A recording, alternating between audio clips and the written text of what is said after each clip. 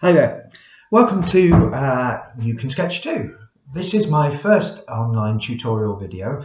I say tutorial, actually we're not going to get as far as making any pictures just in this very first one. It's just meant to be a brief introduction to the series and to me as well. Help you make up your mind whether you want to explore any further or whether you want to call it a day here. The videos are all about my enjoyment in urban sketching and my genuine feeling that it's something that any of us can actually do with a little bit of help and a little bit of practice. Now, I say urban sketching, that's really just a convenient label I happened upon maybe 18 months ago. Basically, it applies to kind of any open air sketching whereby you take your book and your equipment out into the local area, local community and further afield and produce sketch work, line and wash work, pen and ink work based on what you've actually seen there. My name's Dave and I am actually a teacher. Although not a teacher of art, I might add. They don't let me loose on teaching art, mainly because I've got no qualifications whatsoever in the subject. It was a long time ago now that I was in school, but when I was, I could always draw, I could always sketch after a fashion. But at the time, being young and stupid, I never really felt that art was the most important thing in my life and that it was what I really wanted to do, and you know, I took another path and went down another way. And so art, drawing, sketching and painting as well is something which I've only really picked back up again for the last couple of years. And of all the things that I do, the things that people tend to like the best are the pen and ink sketches, the urban sketches that I produce. So basically that's why I'm making the video. I'd like to show you just exactly what I mean when I talk about urban sketching. Now, a couple of weeks ago, I went on a trip to Prague and I took my sketchbook with me, and I'll share some of the sketches I actually made while I was there with you. This is possibly my favourite. I made this early one morning, about 8:30, 9 o'clock in the morning. The second day I was there on the Charles Bridge in Prague. It's a 14th century bridge, beautiful looking thing, statues on either side. And I was intrigued because I saw this monk walking in front of me. So I very quickly sketched him down. Whether he's a genuine monk or whether he was doing something for the tourist later, I had no idea, but I liked him. So I very quickly sketched him in. Then started sketching the bridge and made a composite of figures who passed at other times. But I don't want to get too bogged down in the detail. That's the sort of thing I mean when I say urban sketch. If I show you a couple of sketches I made now from, I took a river cruise, and I actually made these from the deck of the boat very quickly.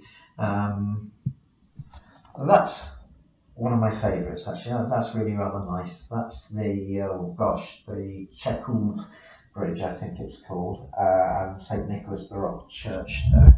And that's the sort of thing I mean when I talk about urban sketching. Of course, you don't have to limit yourself just to pen and ink, as those are a little bit closer to home. There's a sketch I made recently of my local church, St. Theodore's. Just a little bit of watercolour applied to give colour, and this is what we call line and wash. It's a building called the Avon Arts Centre, again, literally around the corner from my house. Not a particularly complicated drawing or complicated painting, but I think it's fair that the colour does add something to it. So that's just a brief example of the sort of things which we're going to be working on. Those sketches were all actually done in situ, on site, on plein air, to use the correct artistic term. But some of the ones we're going to be doing, particularly at the start, I'm going to be using photographs, basing the pictures on photographs. There are reasons for this. It's much easier to make a video here, sitting in the comfort of my own house. And particularly when you're starting off, I understand you might well feel a little bit self-conscious about sitting there with the pad in your hand. There are actually benefits to it as well, but get your confidence first is my advice. So I'm going to show you a couple more Prague pictures, and these were actually based on photographs which I took while I was in Prague, and you'll notice they're quite a bit more detailed than the previous. Really rather like trams, and Prague is a great place for trams. And that's a number 23 tram just on its way towards the Legionario Bridge in the centre of Prague. There's the Charles Bridge again, and so on and so forth. What I will say as well, I'll remind you about this when we do our first picture in the next video, but if you are going to use photographs, and you're only producing these for your own pleasure as far as I know, and there's no reason why you shouldn't, but if you are going to use photographs, please use your own photographs. Take your own photographs first, so you reproduce as much as possible the experience of sketching it out in public. Otherwise, if you're using somebody else's photographs, let's say you go on a well-known internet search site, and you find a photograph you like, you pull it off and copy that. I'm really not sure where you stand. I don't know copyright laws well enough to know how you stand on that. And there's the whole issue of intellectual property, and it's not really your picture, it's somebody else's. So, work from your own. If you're going to work from photos, and there's no reason why you can't, work from your own photos, please. I showed you my sketchbook earlier. It's A5. I picked a De La Rowney one. They're a good and well-known artistic brand. They're not very expensive. You can pick them up in anywhere which is a reputable stationery retailer. I bought that in WH Smith's, I think.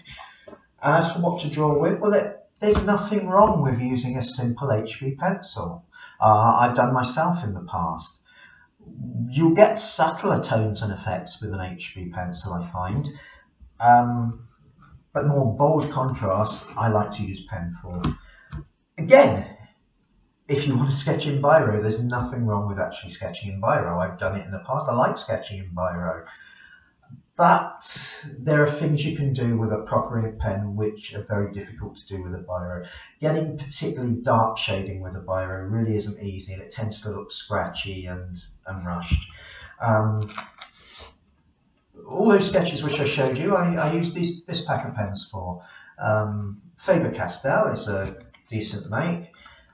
There's a pack of 6. There are several different sizes there. I use the finished one most of the time, which is size XS. They're not that expensive. They do last quite a long time, and you can get some really lovely effects with them as well. But again, that's just what I use. I got no training. I got no qualifications in this. So, take everything that I say with a pinch of salt. But if you liked any of the pictures which I've actually shown you, then in the next video I'm going to be showing you the process I actually go about for making them. So I think that's enough from me for now. Thank you for staying with me to the end, and hopefully see you next time when we'll start making some pictures together. All the best.